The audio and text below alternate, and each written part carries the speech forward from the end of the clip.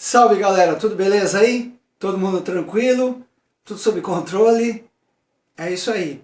Vamos continuar com as nossas videoaulas aqui no Farol da História e dessa vez a gente vai falar a Era das Revoluções e o liberalismo econômico, tá? Os antecedentes da Revolução Francesa, quando a burguesia finalmente assume o poder político, tá?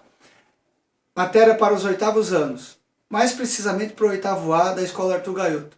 Mas eu mando um abraço para todos os meus sétimos da Escola Arthur Gaioto, o 6º C e o 6º F lá do Arthur Gaioto, o 8º A que eu já disse, e o pessoalzinho do 7º B lá da Escola Luig, tá? Tô com saudades de vocês, um forte abraço, estudem bastante, vamos que vamos, roda a vinheta!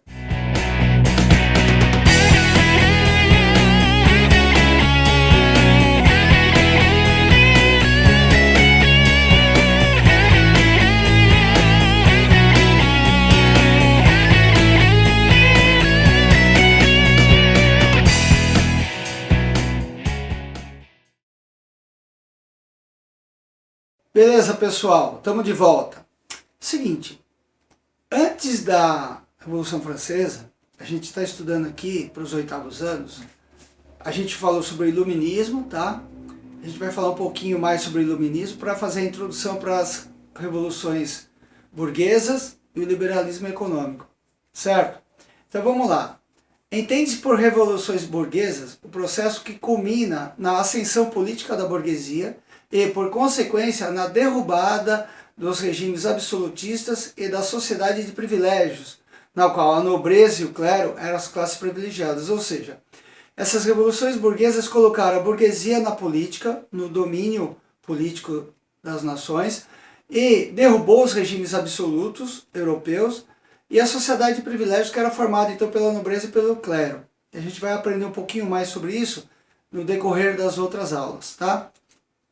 A nova ordem, então, pretendida pela burguesia, era baseada nos seguintes elementos: Estado de Direito, ou seja, constituições, cartas magnas que regiam as leis dos países, igualdade civil e jurídica, economia de mercado, propriedade privada, trabalho livre e assalariado e sociedade de classe. Ou seja, tudo diferente do que vinha acontecendo até então na Europa, tá? Vamos lá, veja o quadro que vai mostrar para nós a estrutura dos reis que haviam naquele período e depois a gente vai ver as alianças que esses reis fizeram e a consequente formação do despotismo esclarecido e continuação do assunto aí sobre revoluções burguesas e liberalismo econômico. Veja o quadro. Então, pessoal, você está vendo aí um esquema das dinastias e dos reis que existiam na Europa naquele momento, tá? E a união matrimonial entre reis e rainhas de diversos lugares e as revoluções que iam acontecendo, a Revolução Puritana. E aqui a gente vai ver o que levou a essas uniões na Europa por volta dos anos 1600 até os anos 1720, tá? Vamos voltar. Bom, pessoal, a primeira revolução que a gente nota aí é a Revolução Gloriosa de 1689. O que rolou então nessa revolução?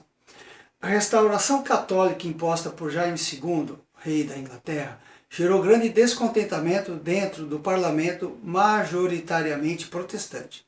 Então o rei era católico e o parlamento protestante. Era o prenúncio de uma nova revolução. No entanto, essa revolução não ocorreu através de uma guerra civil, e sim de forma diplomática, com a ascensão de Guilherme de Orange, genro de Jaime II, e partidário dos interesses burgueses.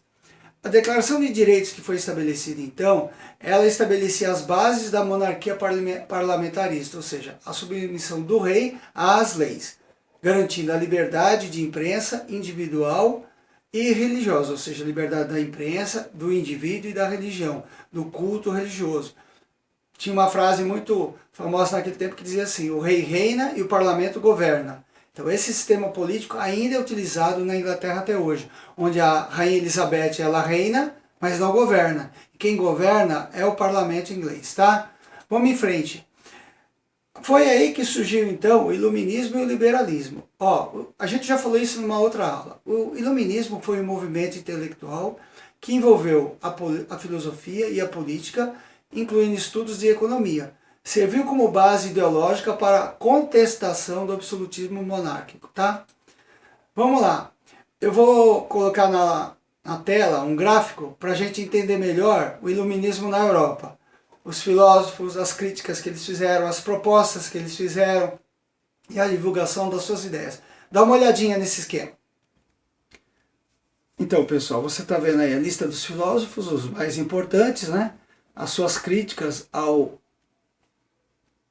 antigo regime, ao absolutismo monárquico, as propostas que eles tinham em mente e como eles divulgavam as suas ideias, tá? Anota aí no caderno para a gente discutir em sala de aula. Vamos voltar? Então, como nós vimos lá naquele gráfico, nós temos a lista dos filósofos, suas ideias, suas propostas e como difundi-las.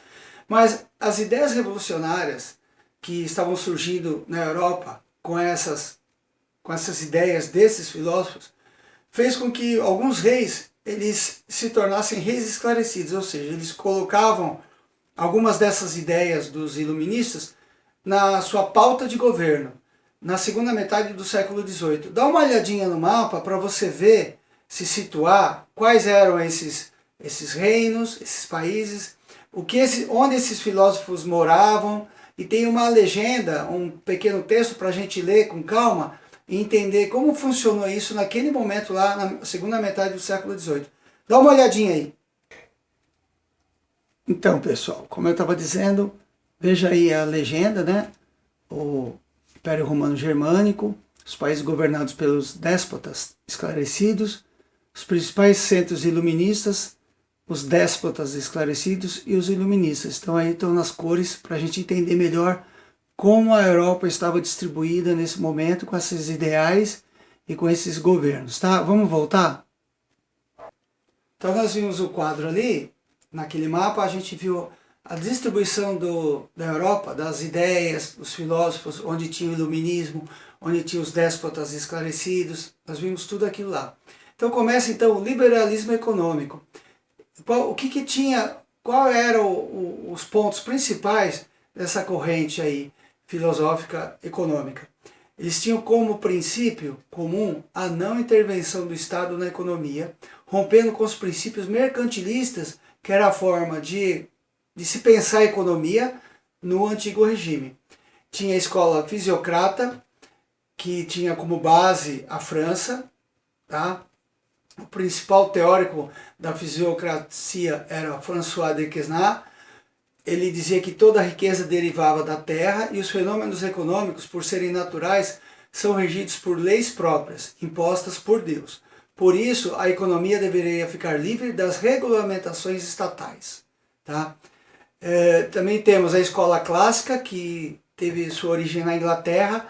Ela pregava a livre concorrência, a liberdade de contrato entre os indivíduos, a origem da riqueza está no trabalho e não nas atividades agrárias.